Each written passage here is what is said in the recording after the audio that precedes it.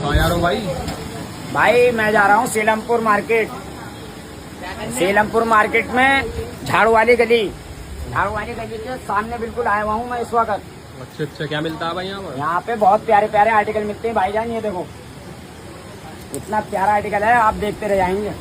ये देखिएगा आप। अच्छा भाई, और आर्टिकल दिखा दो बढ़िया बढ़िया। और देखो भाई साहब, आर्टिकल एक से एक प्यारा होता है भाई साहब। तबीयत खुश हो जाएगी आपकी, अल्लाह ने चाहा तो।